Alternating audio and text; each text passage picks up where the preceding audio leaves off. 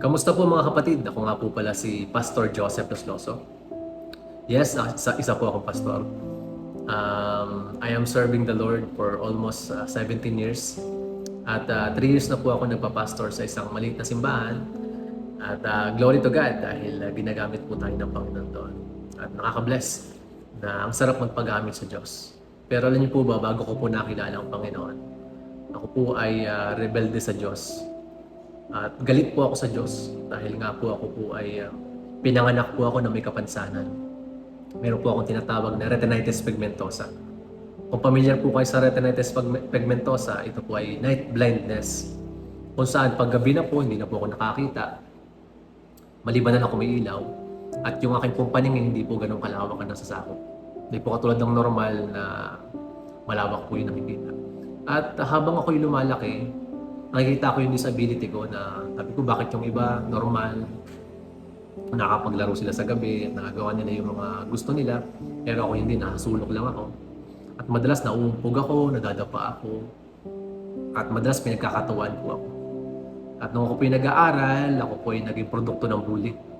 Madalas binubuli po ako dahil po ako yung pinagkakatawaan, nadadapa. Pag ako po yung nadadapa, pinagkatawanan po ako.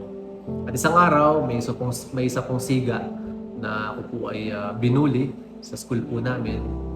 At tinulak niya po ako ng tinulak. At ako po yung pinagtatawanan po nila ako. At habang tinutulak niya po ako po yung nadapa. At sa pagkakadapa ko po, nakakita ako ng lapis sa isang lamesa. So, sobrang galit ko, kinuha ko yung lapis.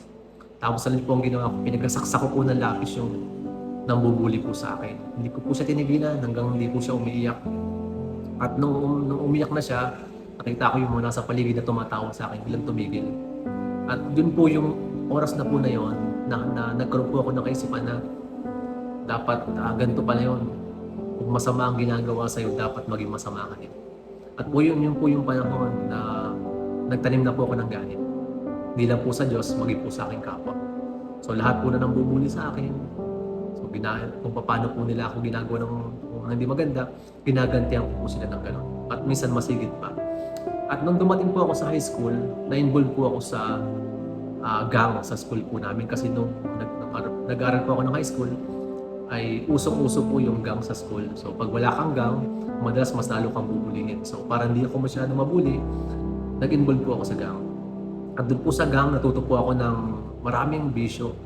Natuto po ako manigarilyo, natuto po ako mag-inom, natuto po akong magsinungaling. Ang dami ko po natutunan na hindi maganda. At napabayaan ko po ang aking pag-aaral. At sa katunayan po, ako po yung nag-aaral ng high school. Tumagal po ang aking pag-aaral ng high school ng 8 taon. Yes, 8 taon po ako sa high school bago ko po yung natapos. Dahil nga po, wala na po akong gana mag-aaral. Gusto ko na lang makipagbarkada. Gusto ko na lang gumawa ng kalokohan. Kasi nga po, rebelde sa Diyos eh.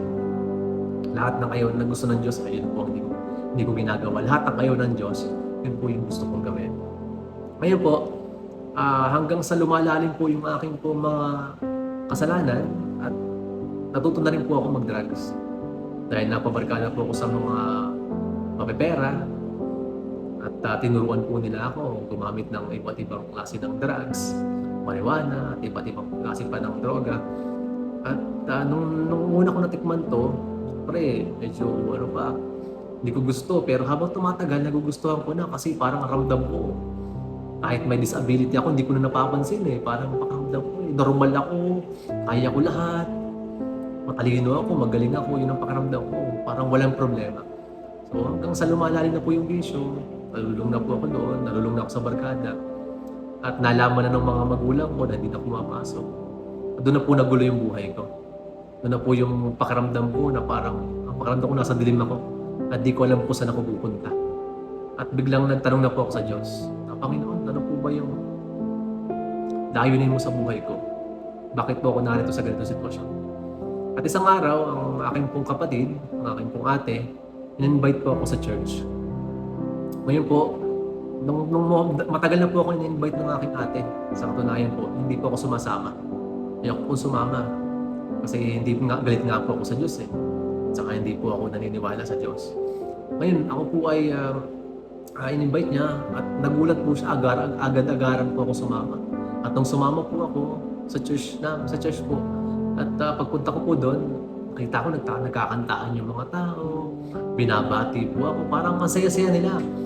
Ngayon, nakatingin lang po ako, na-obserba ko kung ano yung nangyayari. Hanggang sa narinig ko po yung nagtuturo, yung pastor, na sabi habang tuturo po siya, nararamdaman ko yung yung na parang tinatawag ako ng Diyos sa kanyang turo na parang sinabi kasi doon na tayo daw po ay makasalanan at naramdaman ko na ako yun. Na ako yung makasalanan tinutukoy doon na lahat daw po tayo makasalanan at wala daw po nakaabot sa pamantayan ng Diyos. Kahit sino daw po pala, nakita ko po pala yung kabilang doon at ako po yun. Sabi ko makasalanan. Pero sabi doon, sabi ng pastor, ngunit mahal ka ng Diyos. Sabi ko, bigla nagkaroon ako ng realization na sa kabila pala ng kasalanan ko, sa kabila pala ng galit ko sa Diyos, sa kabila pala ng paglayo ko sa Kanya, mahal pala niya ako. At nung tumawag yung pastor, sabi niya, alam nyo, kahit sino ka pa, kaya kang baguhin ng Diyos. At natatandaan ko pa po yung isang verse na hanggang ngayon yung po yung naging life verse ko na sinabi ng pastor na 2 Corinthians chapter 5 verse 17 na ang sino mang makipag-isa kay Kristo ay isa ng bagong nilalang. Wala na ang dating pagkatao at siya ay bago na. At nung moment na yon, hindi ko alam bakit ako parang sa puso ko parang naiiyak ako, na nararamdaman ko na yung pagmamahal ng Diyos, na kailangan ko siya. Kaya nung tumawag, nasabi nung kung sino man yung ngayon mo palang gustong tanggapin si Lord, kung mo lang narinig itong mensaheng ito, pwede kang lumapit sa unahan. Tanggapin mo siya. So lumapit po ako sa unahan. At nung moment na yun, tinanggap ko po ang Panginoon. At pagtanggap ko sa Lord, nag-pray po ako, sinuko ko po ang buhay ko sa Diyos. At doon po ako nakaramdam ng tunay na kapayapaan sa buhay ko na hindi ko pa nararamdaman simula pa nung ako po ay pinanganak. Mula po nung ako'y bata pa, hindi ko naramdaman. Lagi po makaramdam ko galit, lungkot. Pero nung tinanggap ko ang Panginoon, ang moment na yun, naramdaman ko may Diyos na nagmamahal sa akin. May Diyos na sa kabila ng aking kasalanan ay nakatingin pala sa akin. Mahal na mahal pala ako. At alam niyo po, nung tinanggap ko po ang Panginoon, nagkaroon po ng pagbabago sa buhay ko. Yung dati ko pong ginagawa, nawala na. Yung dati ko pong pagbibisyo, nawala na. Utay-utay pong nawala. At yung pakikipagbarkada ko, utay-utay ko na pong inalisan. At ito pa po yun. 8 taon po ako sa high school, di ba? Nakatapos po ako ng high school. Glory to God. Dahil natutunan po ako pagbutihin ang aking pag-aaral. Natutunan po akong sumunod sa Diyos. At simula po nung moment na yun, nakakandaan ko pa yung araw February 10, 2008, doon ko po tinanggap ang Panginoon. February 10, 2008, tinanggap ko po ang Panginoon. At pagkatapos po noon, pumasok po ako sa Bible School. After 2 years, nag-serve na po ako ng full-time kay Lord. Simula po noon, 2011, gumraduate po ako ng Bible School. Nag-full-time na po ako kay Lord. At last year, mga kapatid, glory to God, dahil alam ko, kapag sumunod ka sa Panginoon, may pangako si Lord. Last year, ako po ay nag-graduate na po ng aking pong kurso na education. Nakatapos po ako ng teacher. Glory to God po, mga kapatid. Yun po ay dahil sa biyaya ng Diyos. Kaya I believe, mga kapatid, kung kayo po, sa tingin nyo, ang buhay nyo po ay walang purpose. At minsan, kine-question mo ang Diyos sa iyong buhay. Alam niyo po, ang magiging sagot lang dyan, buksan mo ang puso mo sa Panginoon. Dahil ako po ngayon, ibang-iba na po ang buhay ko. Simula nang tinanggap ko ang Panginoon. Binigyan niya ng dahilan ang aking buhay. Ngayon, ikaw kapatid, kung sa tingin mo na hindi mo pa lubos na kilala ang Panginoon at gusto mo siyang mas makilala, isa lang ang dapat mong gawin. Buksan mo ang puso mo para sa Kanya. Kilalanin mo siya bilang Panginoon at sariling tagapagligtas ng iyong buhay. Ngayon, kung desidido ka nang buksan ang puso mo para sa Panginoon, maaari ka bang sumubay sa aking panalangin? Sabi ng Bible, Romans chapter 10 verse 9, kung ipapahayag ng iyong labi na sa Jesus ay Panginoon at mananalig ka ng buong puso na siya'y muling binuhay ng Diyos, maniligtas ka. Kapatid, ang kaligtasan ay hindi sa ating mabubuting gawa.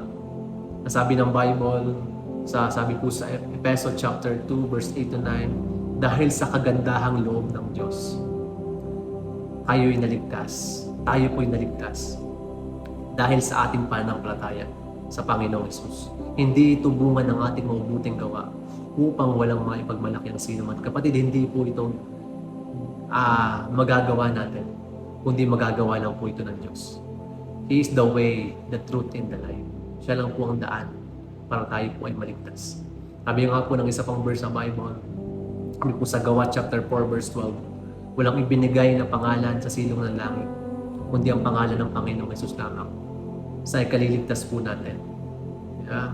Kaya mga kapatid, kung bubuksan natin ang ating puso, sabi rin po sa Bible, Revelation chapter 3 verse 20, siya po'y nakatayo sa pintuan ng ating puso. Kung ating pong bubuksan ang ating puso, kung magpapasya ka ngayon, nabuksan ang puso mo para sa Panginoon, sabi doon, siya'y papasok. Sabi doon, magkasalo tayo kakain. Sabi ng Panginoon. Nagsabihin, ang pagtanggap sa Panginoon ay choice. Ako po, pinili ko pong tanggapin ang Panginoon. Binuksan ko po ang puso ko sa Kanya. At doon po nagsimula ang pagbabago ng buhay ko. Hindi ko po nabago ang buhay ko ng sarili ko, kundi nabago po ako ng Panginoon. Kapatid, kung gusto mong maranasan ang pagbabagong gusto ng gawin ng Diyos sa buhay mo, kung gusto mong maranasan ang isang buhay na may relasyon sa Panginoon, ang buhay na may kapayapaan, kailangan mong gawin manampalataya ka sa Panginoon. Sabi nga ng John 1:12, sapagkat ang sino mong tumanggap at manalig sa Kanya ay pinagkaloobang maging anak ng Diyos. Alam mo, kung ikaw ay tatanggapin mo ang Panginoon sa buhay mo, ikaw man ay makasalanan, tayo man ay makasalanan, sabi ng Bible, sapagkat ang lahat ay nagkasala at walang sino man nakaabot sa pamantayan ng Diyos. Alam mo, mamahalin ka ng Diyos. Mahal tayo ng Panginoon kahit sino pa tayo. Kailangan lang natin, buksan natin ang ating puso para sa Kanya. At hayaan mo, maramdaman mo yung pag-ibig na yon ng Diyos sa iyong buhay. Maaari po ba tayong manalangin? At kung ikaw ay nagpasya na buksan ang puso mo sa Panginoon, maaari mong gawin ang panalangin ito. Sabihin mo, Panginoong Hesus, ako'y umaamin na ako'y makasalanan. Patawarin niyo po ako. Binubuksan ko po ang aking puso para sa iyo. Tinatanggap kita bilang Panginoon at sariling tagapagligtas ng aking buhay. Salamat po sa pangalan ni Jesus. Amen. Kapatid, kung sumabay ka sa panalangin, congratulations. Dahil mula ngayon, hindi mo lang kilala ang Panginoon. Hindi mo lang kilala kung sino si Jesus, kundi meron ka ng personal na relasyon sa Kanya. God bless you mga kapatid.